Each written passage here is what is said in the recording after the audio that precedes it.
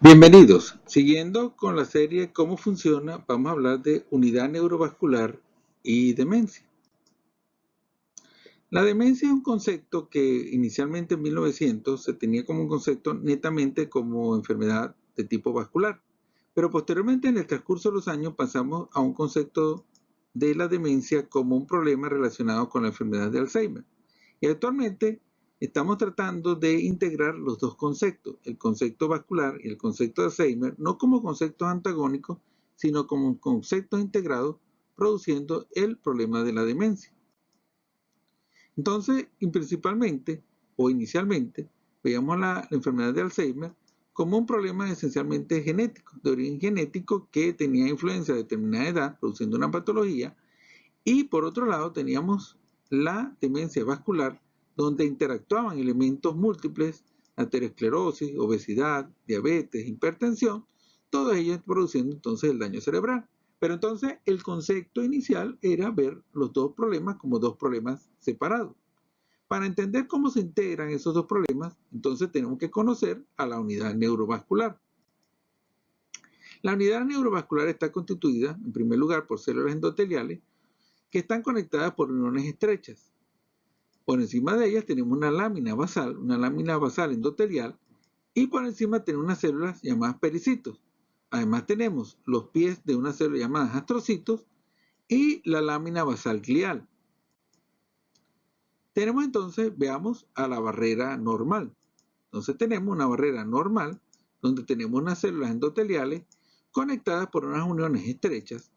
Hay una lámina basal, hay unas células, los pericitos, y sobre los pericitos están los pies de los llamados astrocitos que se conectan con las neuronas sirviéndoles de apoyo trófico, de apoyo nutricional a las neuronas. Y tenemos entonces los macrófagos que en condiciones normales se encuentran en reposo. Entonces tenemos aquí el endotelio. ¿El endotelio cómo está constituido? En primer lugar, la barrera endotelial está constituida por una membrana basal y tenemos unas células endoteliales que van a estar unidas por tres tipos de conexiones. En primer lugar, las uniones estrechas que regulan la permeabilidad y están constituidas esencialmente por ocludinas y claudinas. En segundo lugar, tenemos las uniones adherentes que sirven como puente adicional de adherencia, la caderina, la actinina y la catenina. Y por último, tenemos las uniones de hendidura o gap.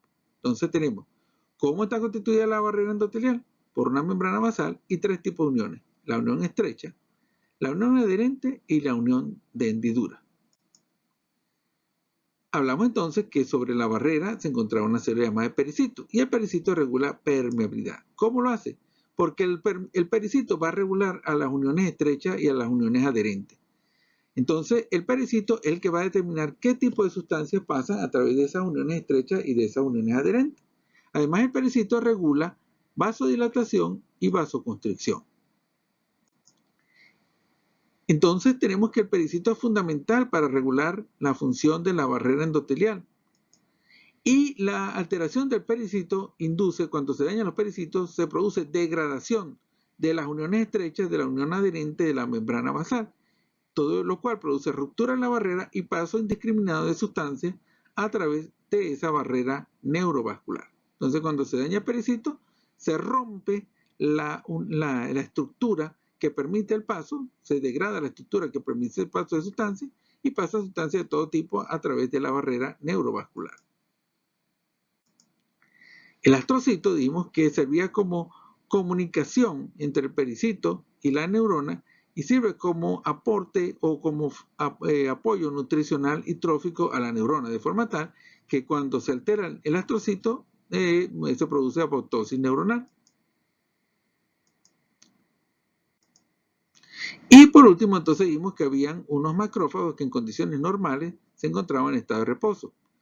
Pero cuando esos macrófagos constituyentes de la microglia se activan o pasan a un estado inflamatorio, entonces esos macrófagos tenemos que tener en cuenta que tienen toda la maquinaria reproductora del sistema renina-angiotensina. Tienen receptores AT1, producen angiotensina y favorecen la producción de radicales libres y estrés oxidativo. ¿Cuáles son? Ya vimos los componentes de la barrera neurovascular. ¿Cuáles son las consecuencias de las alteraciones de la barrera? Y la principal alteración en la función de la barrera, la principal consecuencia se llama hipoperfusión cerebral. Hipoperfusión es el concepto básico a través del cual podemos manejar cómo se producen los estados de demencia. La hipoperfusión esencialmente es un proceso donde se altera la autorregulación del flujo sanguíneo cerebral. Vean ustedes entonces que en un paciente hipertenso disminuye el flujo sanguíneo cerebral, se produce una alteración en la curva de autorregulación, disminuye el flujo sanguíneo. Y hay otro punto importante. Dentro de la curva de autorregulación, normalmente para que haya hipoperfusión, la presión arterial media debería caer por debajo de 50 milímetros de mercurio. Pero en los pacientes hipertensos, con solo caer por debajo de 100 milímetros de mercurio, entonces cae el flujo sanguíneo cerebral. En este caso, entonces tenemos que la hipoperfusión se produce entonces, como dijimos, por una alteración de la autorregulación que aumenta la susceptibilidad de la sustancia blanca a las fluctuaciones de la presión arterial. Cae el flujo sanguíneo y con menores caídas de la presión arterial se produce daño cerebral. ¿Cuáles son los pasos que determinan daño de la barrera endotelial, de la unión neurovascular? En primer lugar, entonces, se activan los macrófagos que están en estado de reposo pasan a estado activado, producen angiotensina y esa angiotensina entonces va a producir radicales libres. Esos radicales libres actuando sobre la barrera van a producir disfunción endotelial y van a atraer moléculas de adhesión, BCAM y CAM, y múltiples neutrófilos. Todo ello entonces produce una disfunción de la barrera endotelial. Posteriormente, se produce entonces una ruptura de la barrera endotelial a través de una alteración de los pericitos, se rompe la barrera y empieza a aumentar el paso de células y moléculas inflamatorias. Entonces, el segundo paso sería ruptura de la barrera con aumento de la permeabilidad y entonces empiezan a pasar los neutrófilos y empiezan a pasar todas las sustancias de inflamación a través de la barrera. El tercer paso, entonces, hay un estrés oxidativo y un edema hipoxia tisular, y entonces las víctimas de todo ello son los astrocitos. Y dijimos que los astrocitos eran los puntos de conexión entre el pericito y la neurona, y el astrocito es la fuente nutricional de la neurona.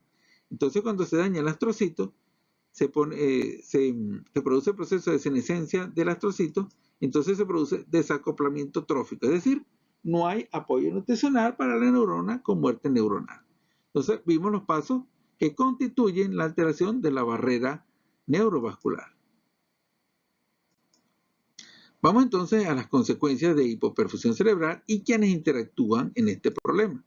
Entonces, problemas múltiples como toda una serie de problemas que actúan sobre la hipoperfusión cerebral. Entonces tenemos, por ejemplo, la hipertensión a través de la angiotensina produce hipoperfusión cerebral. La aterosclerosis per se, la diabetes y la obesidad a través de los radicales libres y el óxido nítrico, entonces van a producir la hipoperfusión y daño en la barrera hematoencefálica a través de los tres pasos anteriormente indicados. En primer lugar, el estrés oxidativo con disfunción endotelial e inflamación. En segundo lugar, la disrupción o ruptura de la barrera con ruptura de las uniones y aumento de la permeabilidad. Y en tercer lugar, como dijimos, entonces una activación de los astrocitos de la glía. Se produce el proceso de senescencia, de envejecimiento astrocitario con desacoplamiento trófico y entonces no hay quien aporte nutrición hacia las neuronas y el punto final de neurodegeneración. Ahora veamos cómo interactúa la enfermedad de Alzheimer en todo lo anteriormente explicado. Tenemos que en condiciones normales se sigue la llamada vía no amiloidogénica. ¿Cómo es esto? Que normalmente nosotros tenemos una proteína precursora de amiloide llamada APP y en condiciones normales sobre ella actúa una enzima llamada alfa-secretasa. Esa alfa-secretasa produce un corte sobre la proteína precursora liberando un fragmento normal, un fragmento inocuo llamado el fragmento P3. Pero cuando hay enfermedad de Alzheimer, entonces se activa la vía amiloidogénica. Y sobre esa proteína precursora, sobre ese APP, no actúa la alfa-secretasa, sino actúa o una beta-secretasa y una gamma-secretasa. Y ella produce un corte patológico en la APP, en la proteína precursora de amiloide, liberando entonces un péptido llamado el péptido beta-amiloide, que es el que produce el daño cerebral. Tenemos que tener en cuenta que además de la activación genética del Alzheimer, La hipoperfusión cerebral per se activa la gamma secretasa, produciendo entonces péptido amiloide. Entonces, el 90% de los pacientes con Alzheimer tienen signos de hipoperfusión cerebral. Y entonces, además de los factores genéticos y de edad, el Alzheimer per se produce hipoperfusión cerebral porque la gamma secretasa y la gamma secretasa y la beta secretasa van a liberar el péptido amiloide, produciendo daño en la barrera hematoencefálica y neurodegeneración. Entonces, lo cual quiere decir que el Alzheimer per se produce hipoperfusión porque libera esa beta secretasa y gamma secretasa que liberan el péptido y produce daño cerebral. Pero además de ello, la hipertensión, vean ustedes, la hipertensión per se a través de la enzima convertidora, la diabetes a través de la insulinoresistencia y la obesidad a través de la leptinoresistencia producen gamma secretasa y beta secretasa, produciendo entonces o liberando péptido amiloide y produciendo entonces el daño en la barrera hematoencefálica y la neurodegeneración. Entonces, tenemos que tener en cuenta que además de los factores que hemos nombrado anteriormente, a través de los cuales actúa hipertensión, diabetes y obesidad, estos tres elementos tienen una vía en común con el Alzheimer, que es la activación de la beta y la gamma secretasa, produciendo el péptido amiloide y el daño cerebral. Entonces, no son procesos excluyentes, son procesos incluyentes y que interactúan uno con el otro. Concluyamos entonces. Ya entonces cambiamos nuestra visión del problema del Alzheimer como un problema genético y sabemos que hay múltiples factores que interactúan con el péptido amiloide, ya sea hipertensión, ya sea diabetes, ya sea obesidad.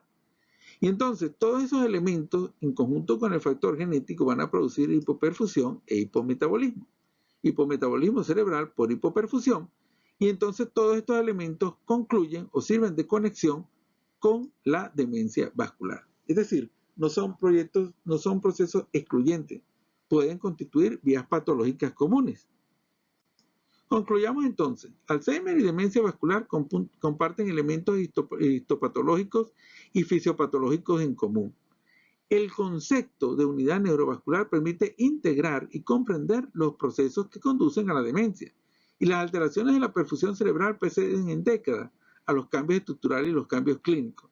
Solamente consiguiendo o adquiriendo herramientas que nos permitan una detección temprana de estos procesos, podremos lograr cura de este tipo de problemas. Muchas gracias.